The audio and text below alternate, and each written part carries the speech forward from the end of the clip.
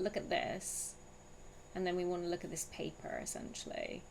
And then we are interested in this afterwards. So these are the order of things that we want to look at. Okay, we're on PhD work now. We can do this, we can do this, we can do this, okay. Oh, okay. And then we're going to have a really nice lunch after doing an hour of solid PhD work. We'll maybe pop some music back on. Oh, and the only other thing that I was going to do open source design related wise is just double check our notifications on what formerly known as Twitter, but X. What's this? It's back. Cool. Really recent post. We've got some new people following open source design. Lovely. Perfect. Okay. We definitely did our hour worth of contribution today. Like chalking up those hours of contribution work. Oof. That was a long hour of looking at the screen, to be honest.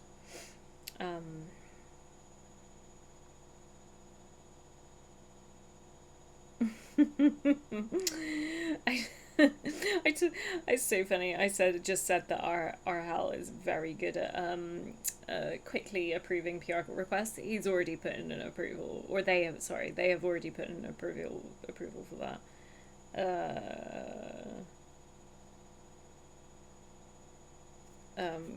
PR that I just submitted, which I love. Fantastic work, Art Hal.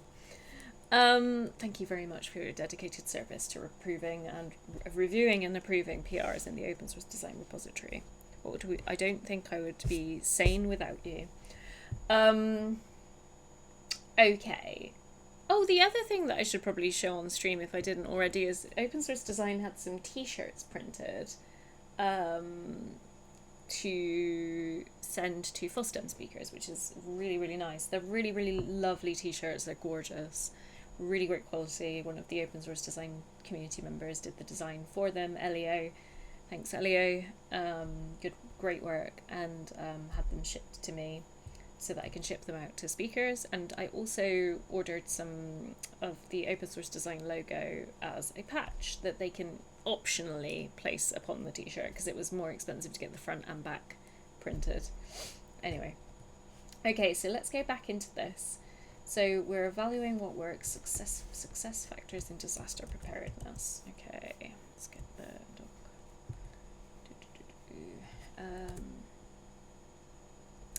A connected article called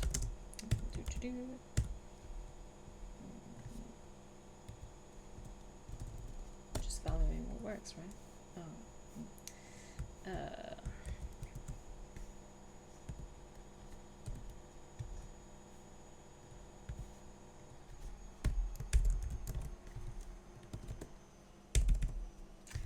We'll write under here about the connected paper. A connected article speaks to, and then we'll figure out what it speaks to. Community trust, organized community agency, long-term impact. So cute graphics. The arrows kind of make the arrows are a bit confusing. Anyway. This report summarizes.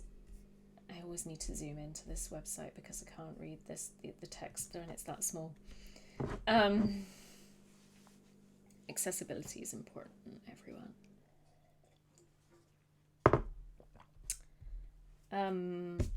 This report summarizes an 18-month evidence-based study.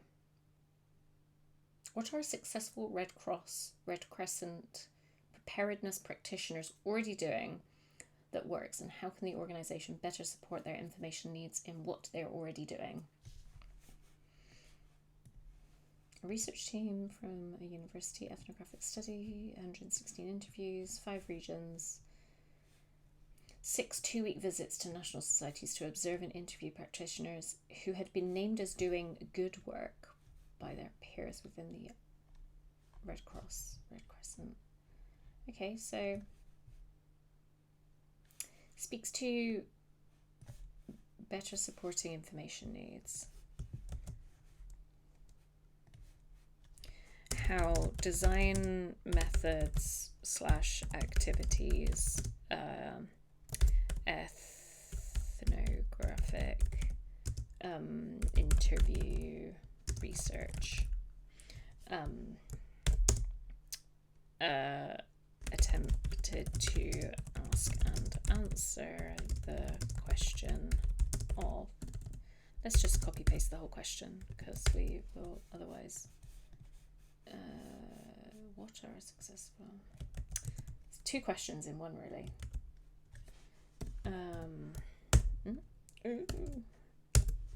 What are successful preparedness practitioners already doing that works? Information needs. Okay.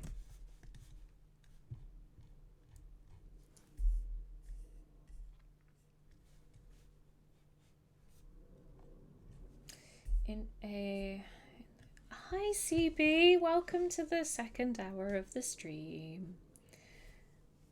Oh, it's lunchtime, that's why, right? We did an hour of open source contribution, and we also had an interesting bot in the chat that boosted our views to 12 at one point, and highly likely to be all bots. I'm assuming anyway. But now we're doing some PhD work on this lovely bright and sunny mid-morning.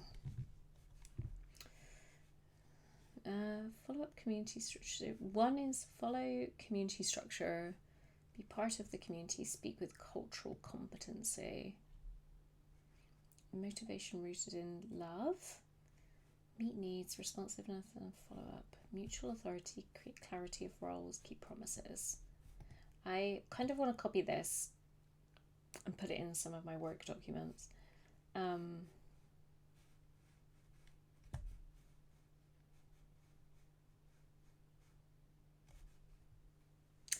We love a wheel, but also we struggle to read a text on a wheel, on a circle.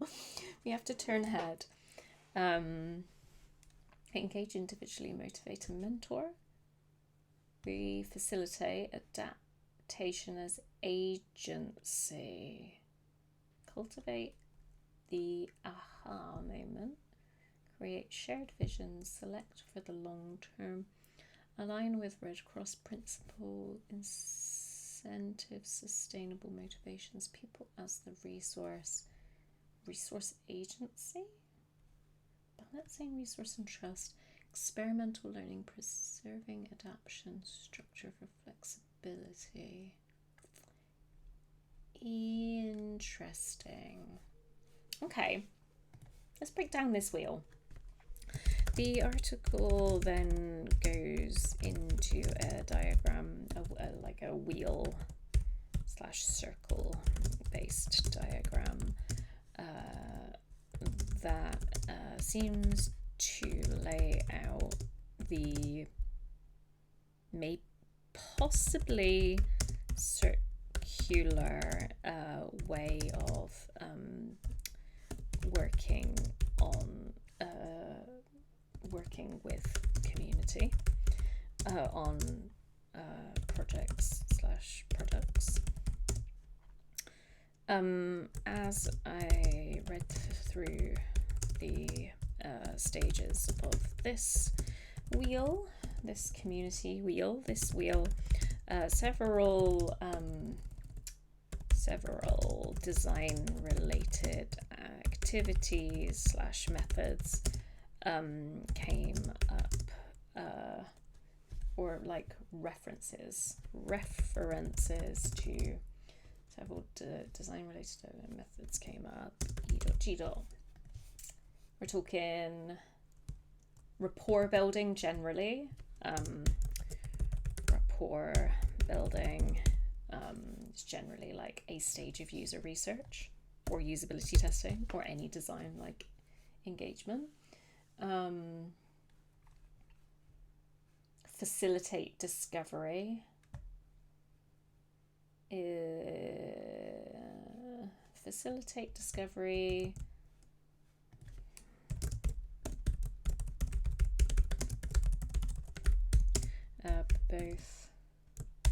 Both terms are very coded in the design world. And the aha moment is very design. Cultivate the aha moment. This term is most kind of commonly seen in like user journey mapping and other sort of service design related sectors, or like but it has and will be adapted for other like design practices. What else? Cultivate the aha moment, create shared vision.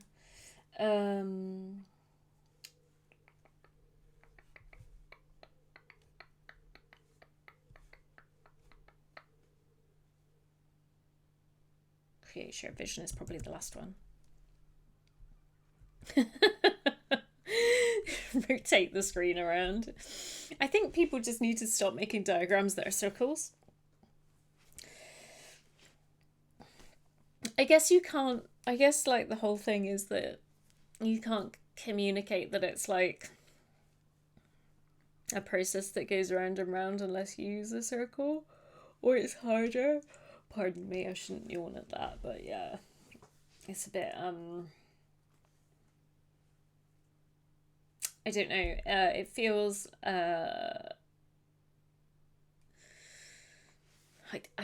I hate to use this word. It feels derivative. Like it feels like it's an unneeded thing. And text doesn't have to be upside down on the wrong side. Yeah.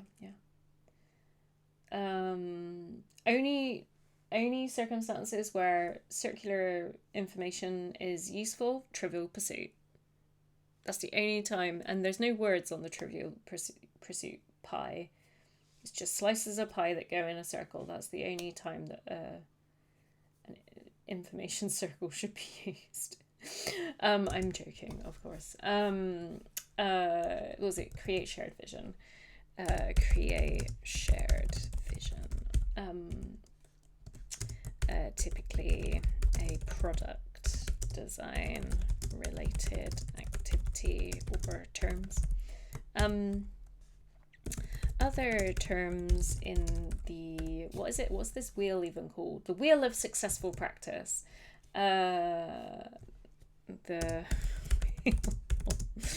successful practice. I laugh only because, but like everyone that has ever made like a wheel of successful practice knows they have to exist in workplaces, but like it feels silly to like, anyway. Wheel of successful practice are like adjacent to openness and open source practices. Many of the sections include a participative community-based approach, and in the latter like quarter of the wheel, 1, 2, 3, no, 1, 2, 3, 4, yeah, quarter.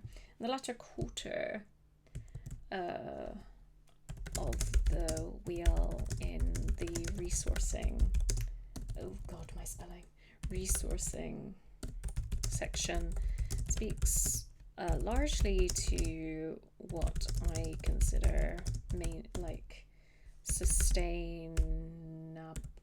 sustainable maintainer contributor practices. On a critical reading of the wheel, one might suggest that the first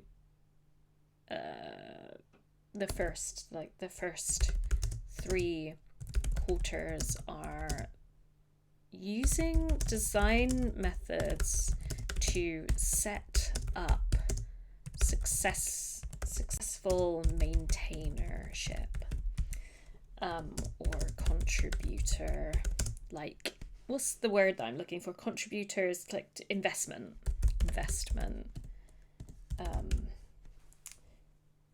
So like I find this wheel interesting to look at from the perspective of my PhD, and actually I'm just going to make myself a lot smaller just so that folks can see the entire wheel if they want to. But this is one of the fascinating things that I've been thinking a lot about when I think about design, open source, and the humanitarian space, which is like the three sort of spaces that my PhD is looking at, is like, if a humanitarian or human rights organization is making or intends to make open source software, and they have some kind of innovation design related like interest, or they have an aspect of that design methodology in the humanitarian space previously, because design broadly speaking is slightly more prevalent, I would say, in the humanitarian and human rights space than, say, the open source space, or the humanitarian and human rights space have a different understanding of design or a different way of integrating design practices than, say, open source software generally would. So open source software tends to understand design, broadly speaking, as the utilitarian aspects of design, so UI, icons, tangible things that can be added to a software. Whereas actually, like I've noticed within the humanitarian and human rights related world, not necessarily the technology, the world of humanitarian and human rights, they engage with and use a lot more design methodology practices, community engagement, research like methodology, because a lot of that methodology is kind of anthropological in nature. It's like about understanding humans. Humanitarian work, human rights, is all about trying to understand what the humans need and the humans want, and it would make sense that anthropological like processes of understanding people from design would make its way into that space.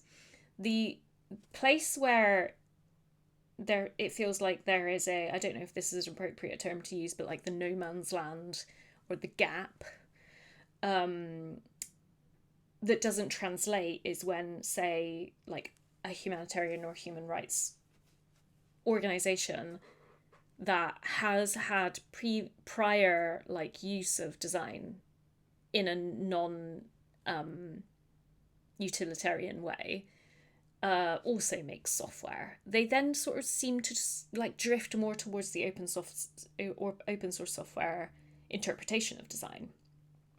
So there's something that is both an opportunity and also a sort of interesting space to observe the gap within this kind of triad of different practices, organizational spaces.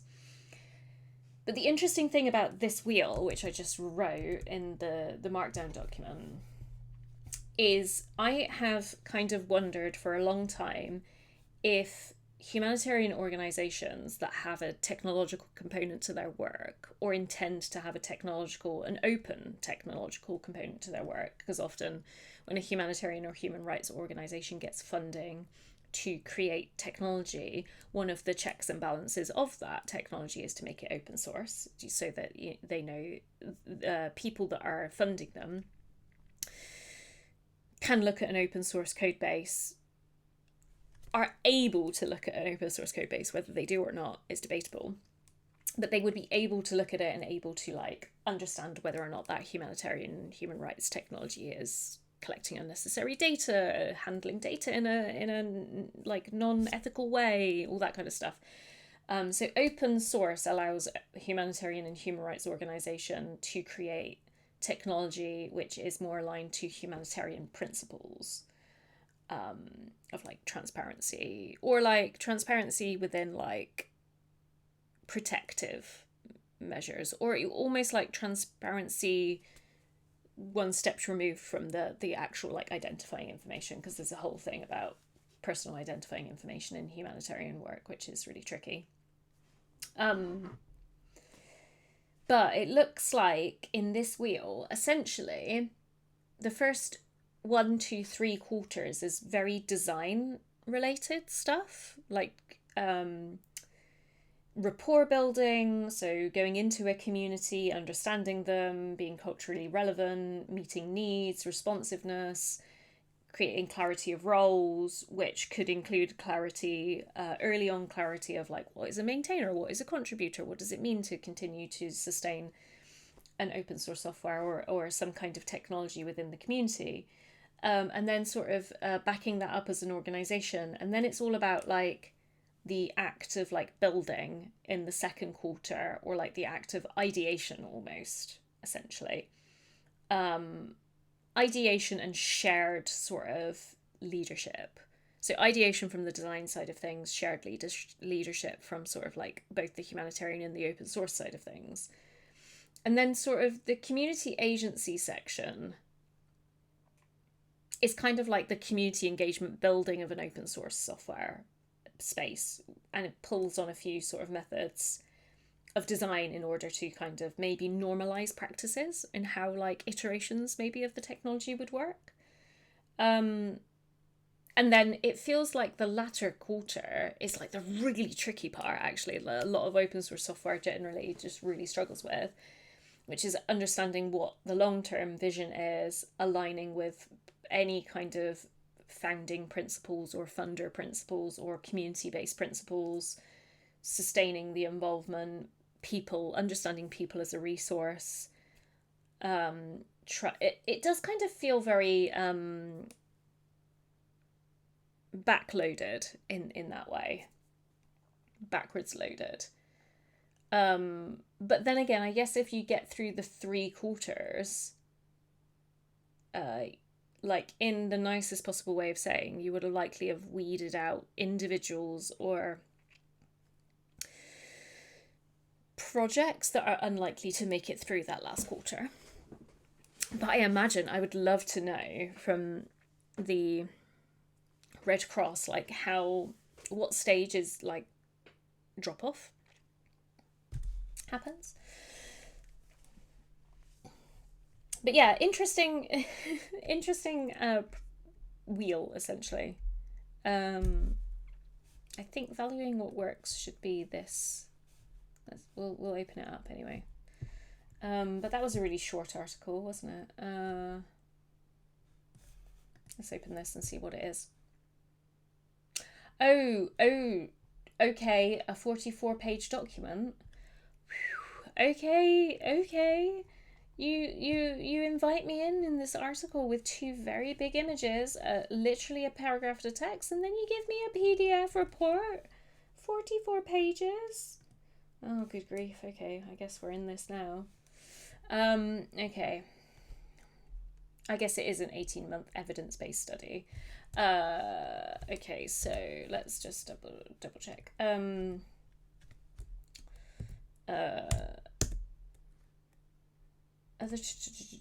Openness and open source practices. Let's not labour the point about open source practices.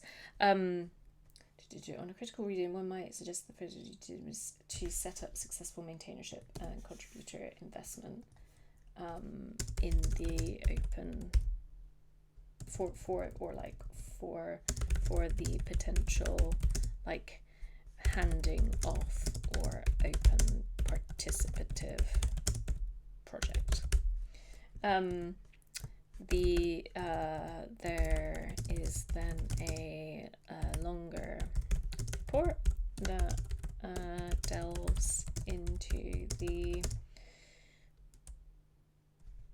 evidence. So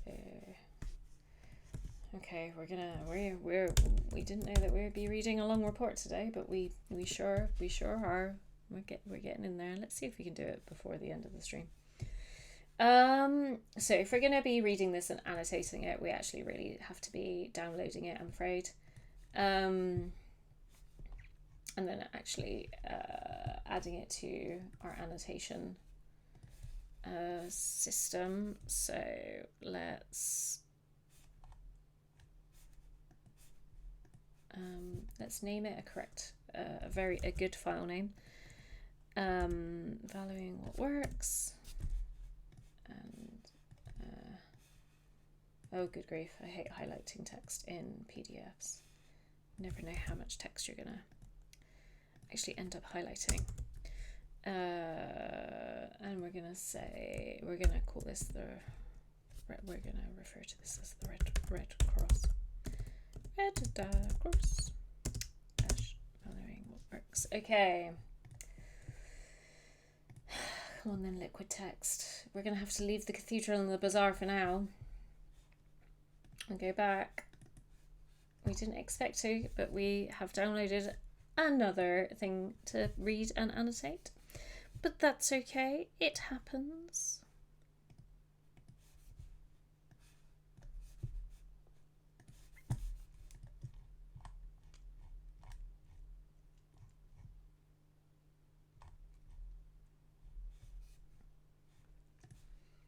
But we can actually, I guess, at the very least, close a tab.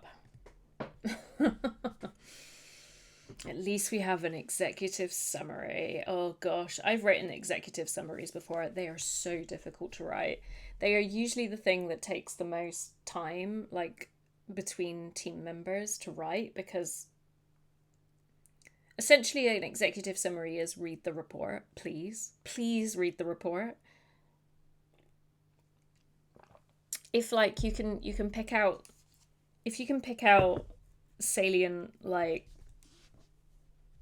information in the executive report, I think people deserve awards for being able to do that, like, because I surely cannot.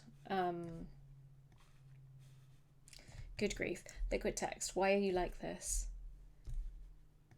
Okay, there we go. 18-month evidence-based study, 2012 to 2014. That was a long time ago. That was over 10 years ago. Good grief. Okay. I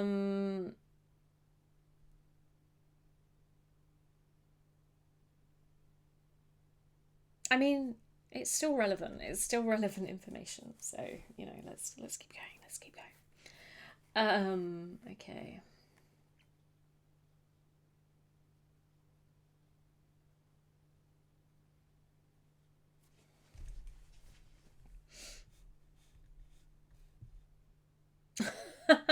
Sorry, I laugh because the primary information and organizational support needs of successful practitioners. What information do successful practitioners need the most for success, and where is it already being successfully accessed or provided? Do not reveal the expected results of the need for specific outside technical knowledge or technological capacities. Rather, participants revealed the information most needed for success was information that resided in communities. Yeah.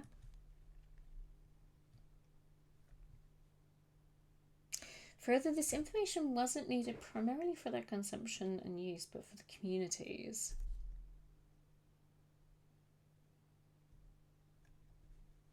I believe like their consumption as in the RC, right? The Red Cross.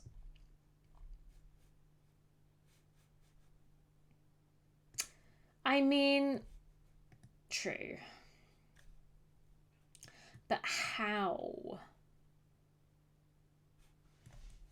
Like, I'm assuming later on there will be like a how is this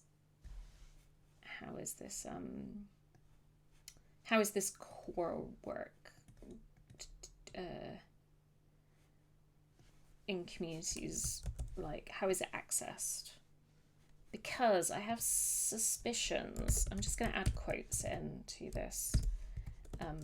So executive summary. we're just going to give that a H3, and we're going to add in quotes from the executive summary. Oh, they've fantastically added in extra spaces for us. Anyway, such is the problem with copy pasting from a PDF or liquid text.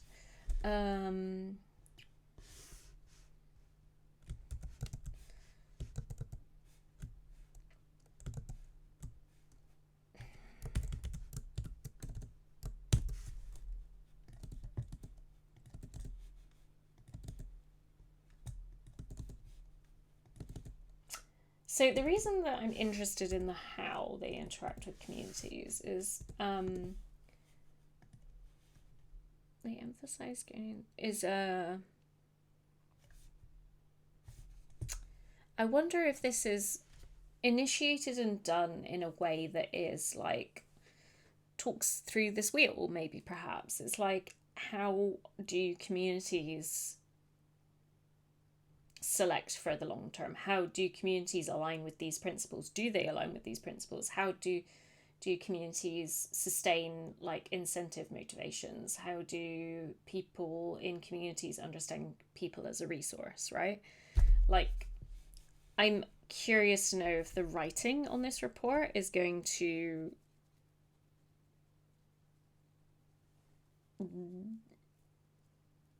speak in that way, but we'll discover as we go.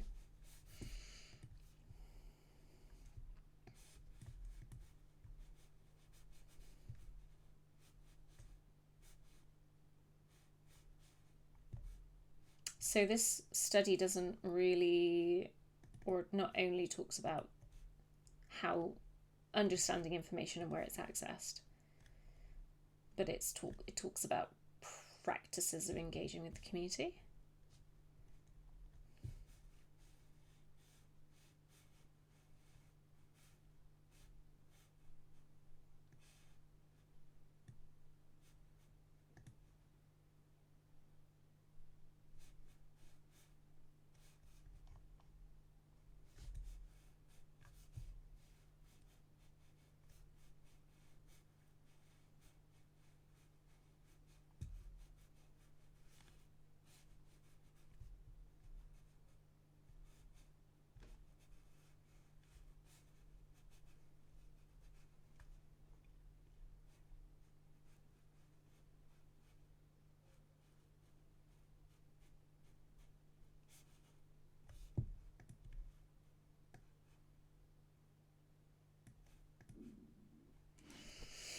My stomach just rumbled. I think I'm almost ready for lunch, I think.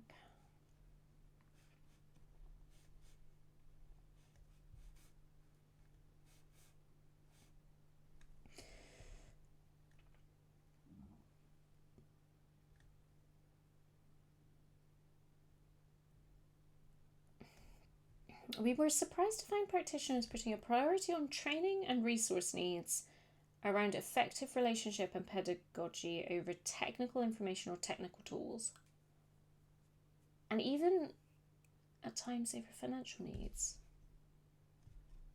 The results emphasise the skills, time, authority and resources required to 1. Effectively build trusting relationships with communities, 2. Manage and administer and facilitate group dynamics, and 3. Motivate, learn and iterate and adapt programs within the local and peer communities and achieve wider organisational understanding and support around impacts on these essential elements. These findings suggest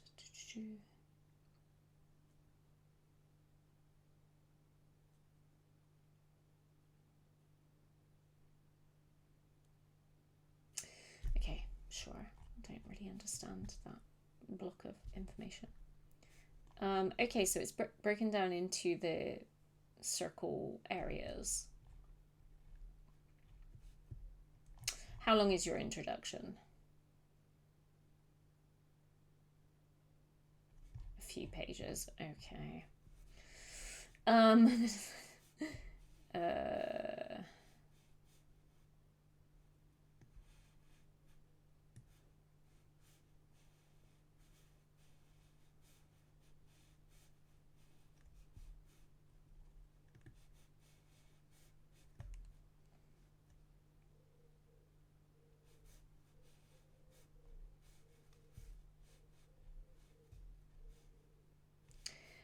I mean, I know this was 10 years ago, but whoever, sorry, this is such a design read. Whoever designed this like mirrored introduction like text halfway down the page of the introduction, don't hire that designer again. Like, truly, I don't understand. It's like it's not needed. And like, I get it. I get like why you would do that. Maybe somebody wanted to. Maybe somebody told them to do it, but it's not it's not cute. It's not cute. It's not cute. It doesn't need to be cute. It just needs to be reading. I know, hot design takes. I think the main reason why I think it's just a kind of a. I feel like they were like, oh, this is going to be a page of a lot of text. Oh no, our introduction is a lot of text. Hey, people expect introductions and reports to have a lot of text. If they don't, they're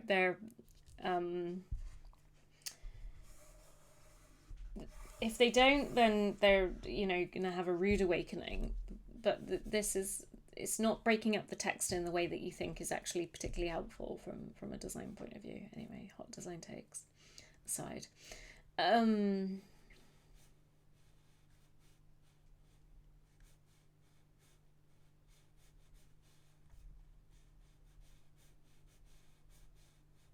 Okay, this is just reiterating the research question.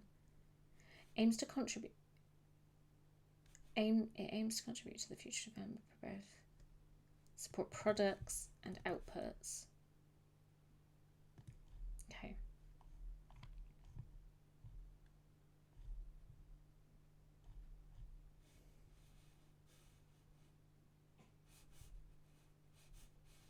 Nice. Sure.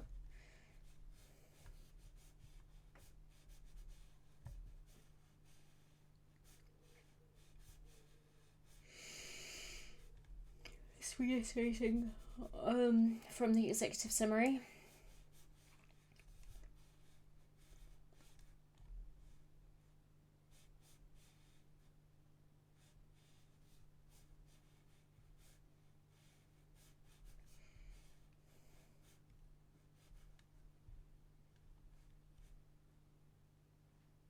Oh, they used grounded theory. Okay.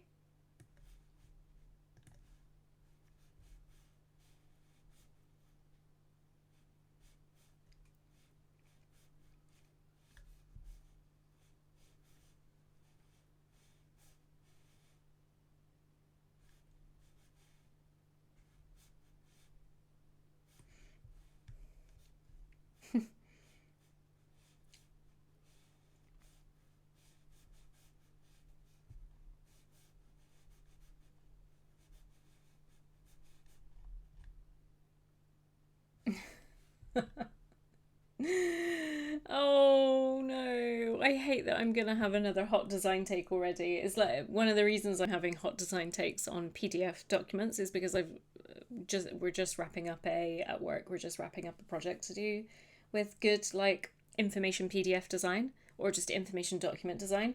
And one of the things that I've been really focused on is making sure that no pages end in like a single word, or like between the last page and the next page you don't have to remember too much about what was the sentence or the words on the last page before you get to the rest of the sentence, because hey, not everyone has a brain that can like retain that information, especially when between the word the and the next word that is relevant to the, you've got a load of like you've got a word cloud. It sucks, man. It's just like one of these things where people that are doing the document design are so rushed like in what they do that they often can't do the proofreads like well enough. I'm sure that the designer who inputted the text into this document, if they did notice that, or if they noticed it after publishing, I'm sure they would be horrified with that, because all it takes is like one key press. But anyway,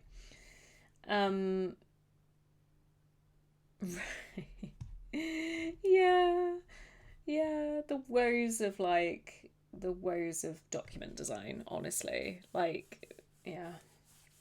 Information design, really. Okay, yeah, this just talks about grounded theory. I've got a book on grounded theory that I think I've read like some of the pages of. I've never read it in great depth. It's talked like grounded theory is like lauded incredibly highly, or is paraded quite highly by people that work in like the humanitarian human rights space, and probably more the humanitarian space now that I kind of remember, especially people that work on the tech side.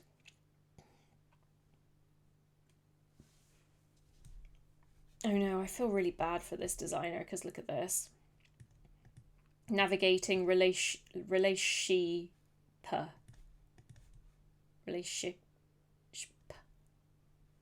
It's just stuff like this that I feel so bad for the person that had to do the formatting for this. Like, I'm sure that they did not want that to happen.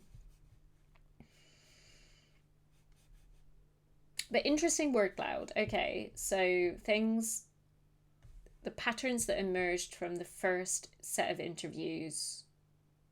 Oh, the interviews, observations, and field visits are these things. So, relationships, communication is core work, change, iterative, not fixed, and dynamic, open source. Roles, community agency, and what makes preparedness take, like what embeds it. And tools, I suppose, is quite big as well. I imagine they wanted to make training bigger as well, but training, two trainings. Maybe that's an error. There's diversity, everyone's different twice as well. Maybe. Meh. Okay. The early interviewing and scoping work phase 1 and 2 that included the review of the candidate countries, human development indexes. This is just how they selected their data, essentially, this introduction. Definitions of good, doing good work.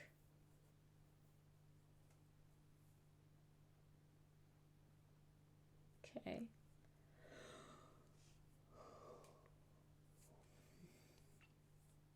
I might have to finish the stream a little earlier than I usually would, although every time we'll be back after this diagram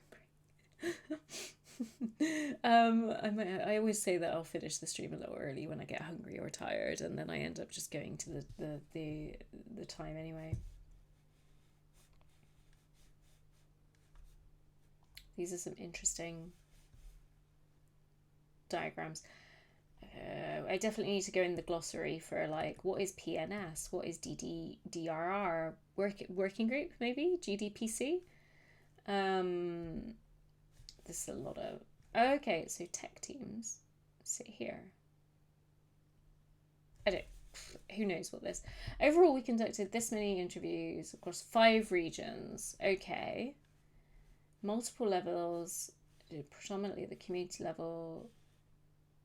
Primary partnering national society. Okay, so there was some tech teams that were talked to. Interesting.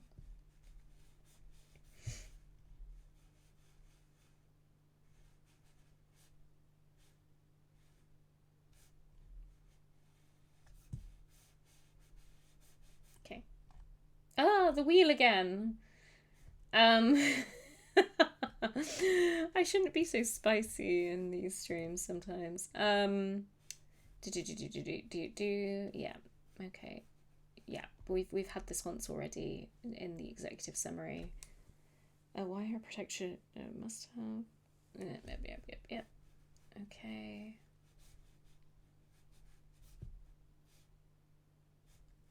Embody. So how is interesting? What? How? What do they identify the shared ways of how? Okay, so this. Okay. Findings. Okay, so we finished the introductions. We're into the findings.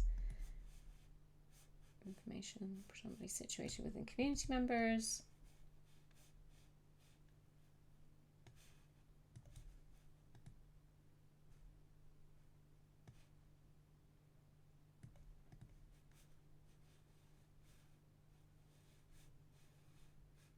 It's these four dynamics, right? Okay, sure.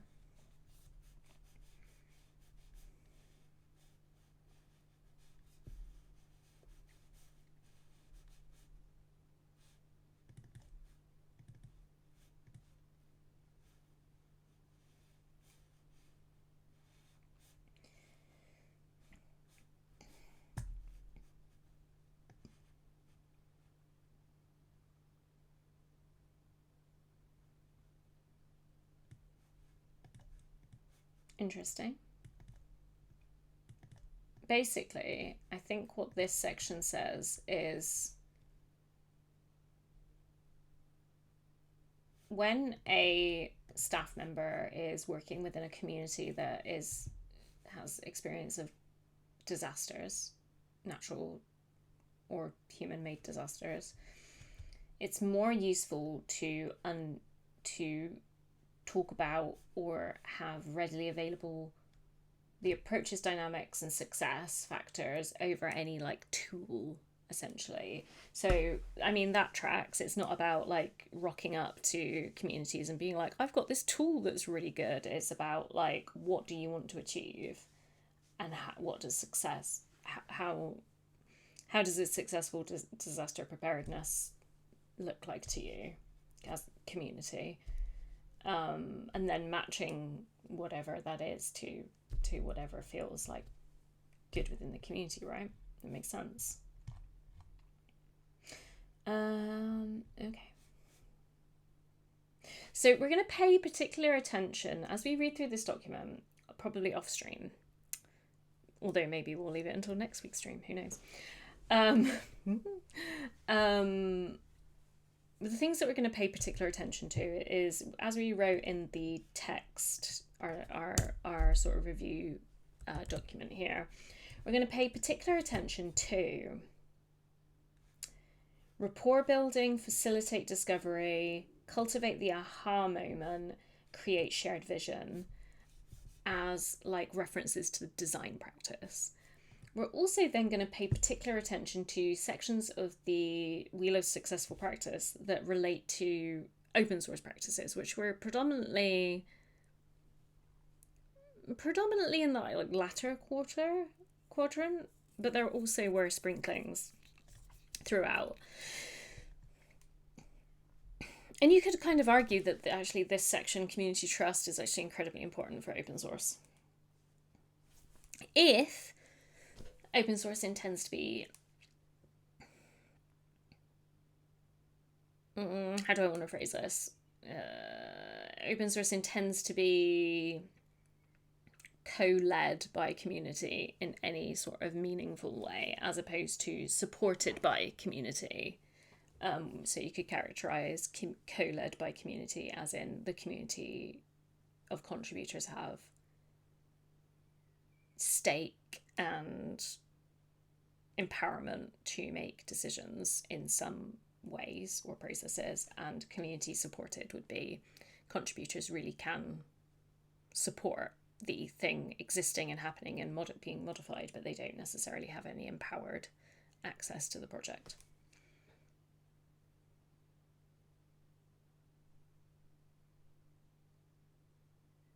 Let's see if we can get through community trust real quick.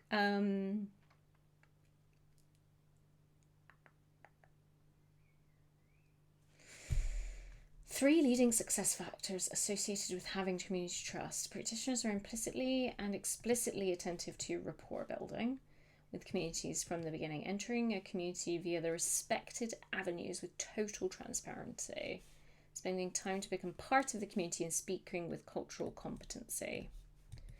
Practitioners reflect sincere care for communities, operating in a way where it was clear to all stakeholders that the practitioner's central motivation was care for people's individual needs and without further agenda. It's not really sounding too much like a lot of open source projects. Sounds like established, well-resourced open source projects would be like, yes, absolutely this. Your average open source project without significant like infrastructure is probably really going to struggle to have any kind of way of upholding these community success factors. Not that they're not this is intended to, because this is not a paper about open source. This is a paper about how to do good disaster preparedness work, where technology is a component of that.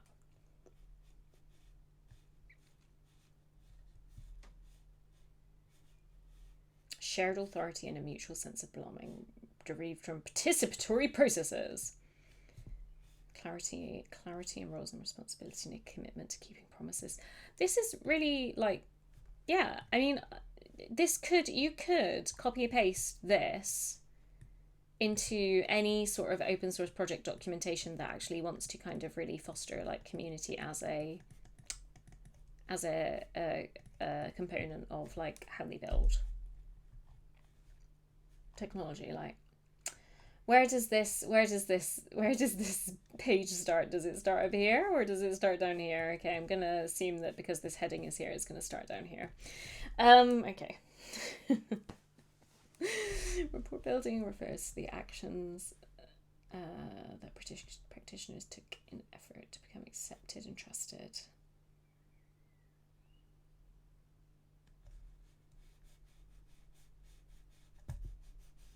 Three critical ways. Okay, yeah.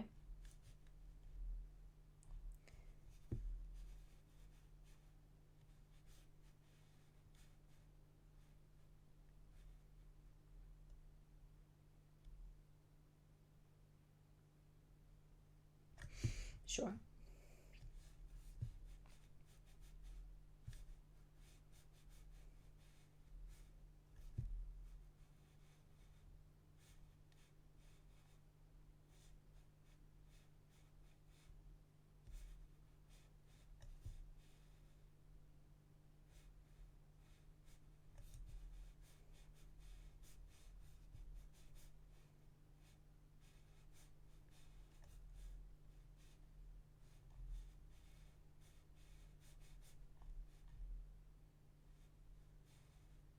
Hmm.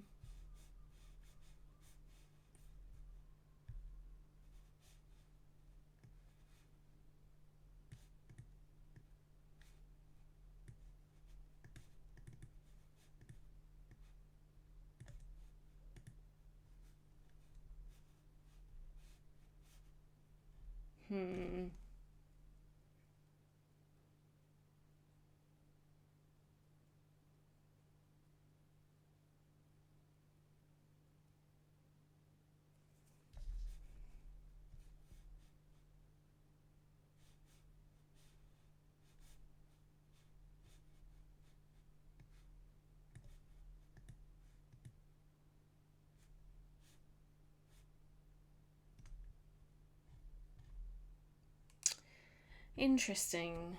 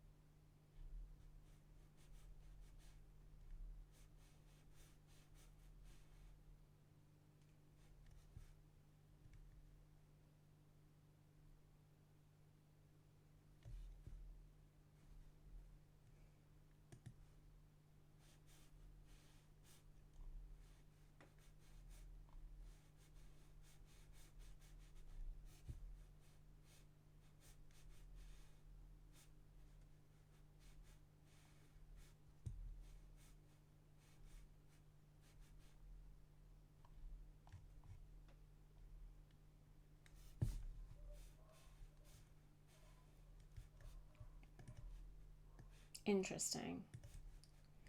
Okay, yeah, it's an interesting document. There's a lot of really interesting information about how to do successful like humanitarian and human rights related, well, more humanitarian, not so much human rights related, like research or like project work.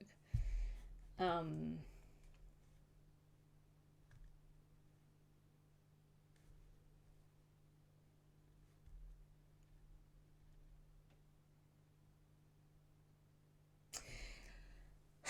I think the last thing that I'm going to end this stream on is I got sort of here. I think the thing that I find interesting about this document, in relation to something that we read on stream recently, which was not last stream, the stream before, we read a document from the IEEE, sorry, not the IEEF. IEEE, like a standards setting body for like open source and software. And it was a paper, a document about governance. We went through and we looked at the different stages of success as defined by the IEEE and the people that they likely did their research with. The stages of success, or the stages of an open source software project, and what works within those stages can be sort of described as successful stages, or what kind of happens in those stages in order to make those stages successful.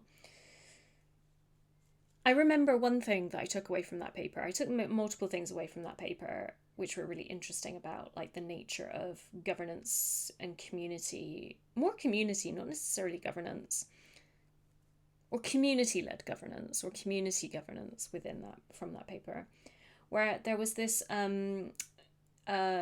explicit mention of social influence within open source software communities. And it's used in a good and a bad way, all the different ways that anything can be used. You know, there are varying degrees of good and bad in using methods.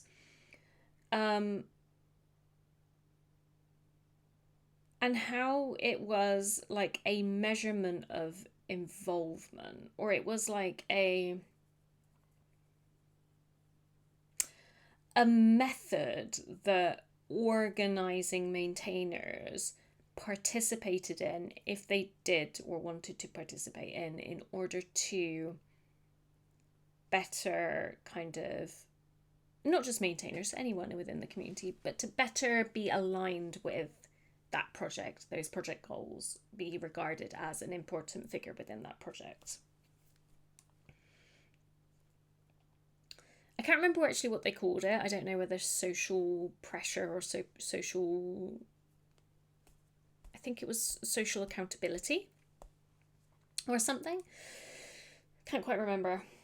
But a lot of this first section from this document is talking about essentially building a pathway into an existing community which has some social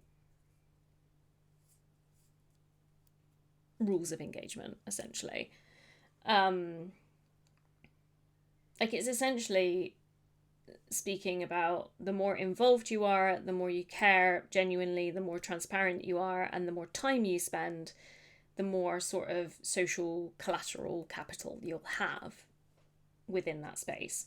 Which makes sense given that the transparently communicated in this stage need is for like, we are here to provide better whatever within disaster preparedness for you, the community. So the better that you understand them, the better involvement, the better that access to that information and providing whatever is needed will be, which is subverting humanitarian work kind of a little bit. A lot of humanitarian work is often spoken as like a top-down approach, like we have this, you get this, not oh we need this, okay let's go get that, here's that. It's very like top down, we will give what we are able to give or provide.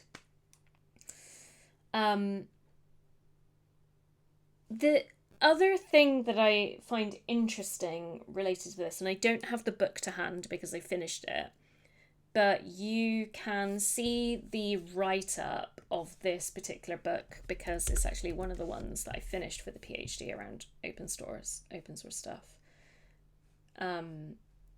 They say not being able to actually find their PhD repository. So, connected to that, I'm thinking about this book, which is called The Corruption of Co-Design. So we talk about social capital. We have a paper about open source from the IEEE and around governance that talks about the use of social influence, social capital around like getting things done and participating in discussion. We have a document from a humanitarian human rights organization which talks about essentially methods to build in social relevancy capital and influence in order to better meet the needs of a community. But then you have, which is a design methodology like rapport building and community involvement, anthropological design related thing. In the corruption of co-design, we've got this element which is about how participatory design and design methodology is inherently deceptive in how it is practiced. So it is practiced and implemented in order to extract a certain result, which is social capital. And so while I don't doubt that the transparency is there, like our organizational goals are here, when I read about like somebody saying, oh, if you spend time playing football with the community and, live in the community and things like that, for sure, you're going to become more embedded in that community and be able to have more rapport. But is that inherently deceptive? Because you're there for a design, research, organizational purpose. Is that part of the transparency exchange that's happening? Like, would you be there playing football with them if you did not work for the Red Cross? And does that matter, I suppose? I think the interesting thing that I'm trying to pull on here is these like bits of information from these different kind of documents and readings is when it comes to building open source software, what elements from these different humanitarian and human rights open source software, what elements of transparency but also deception in that transparency are appropriate in order to exercise the necessary social influence in order to participate in open source? And can it exist outside of that? Because I don't necessarily think that open source, if it has community involved, can remove itself from that sense of social influence structure. And so that means when you build humanitarian and human rights open source software with communities like this, humanitarian and human rights related communities, what is the relationship there between people that how do you build it like an interest level if it is to be participatory, like collaboratively built software? Will there ever be a social influence capital for people that are the users and not the bug fixers? It kind of goes back to one of these fundamental sort of arguments that is commonly brought up in the open source spaces. If you can't code, should you even be? If you can't even do a little bit of code, should you even be in the open source space? Because how are you going to build the social capital if you're simply a user? Or, a beneficiary of open source software via something like the Red Cross using software. So yeah, complicated series of relationships. Okay, well, we went to the we went to the limit of the stream time. We got most of the way through. We got most of the way through this first section of this document. We're going to keep working on it, and maybe when we come back to the next stream, we'll have like a summary roundup of that. But yeah, interesting document, even though it's more than 10 years old now. Still very relevant, still very interesting. So I'm going to thank you all for joining the stream today, or watching the VOD, like the video on demand on the YouTubes. I will be uploading this to YouTube immediately after this. And yeah, I hope to see you all again. Lovely to see you, CP, as always. Bye.